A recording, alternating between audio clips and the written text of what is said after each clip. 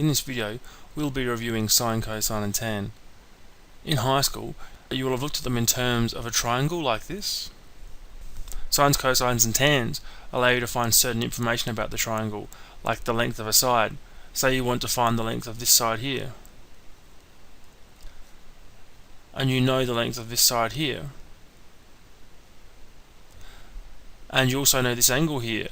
Then you can find the length of this side using a sine or a cosine or a tan.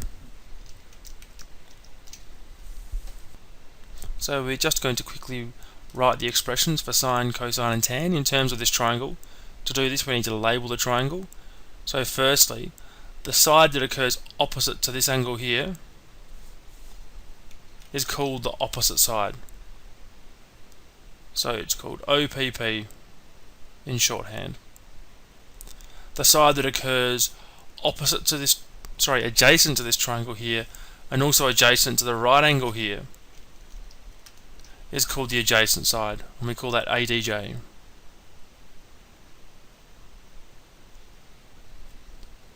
And lastly, this side of the triangle here, this side here, is called the hypotenuse.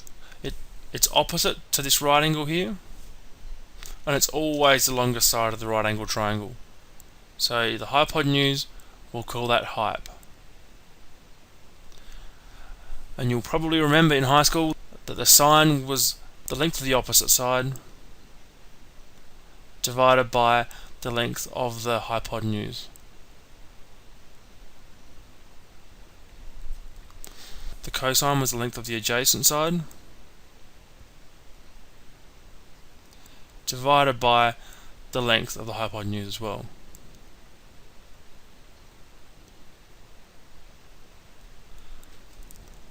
So the sine is the opposite over the hypotenuse, the cosine is the adjacent over the hypotenuse, and the tan, it was the opposite over the adjacent.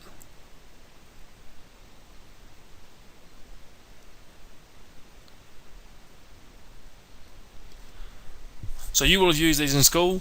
You might have used the inverse functions for these, which allowed you to find an angle if you knew the length of two sides. But now what we're going to do in maths is we're going to start looking at what happens when these angles here become greater than 90 degrees.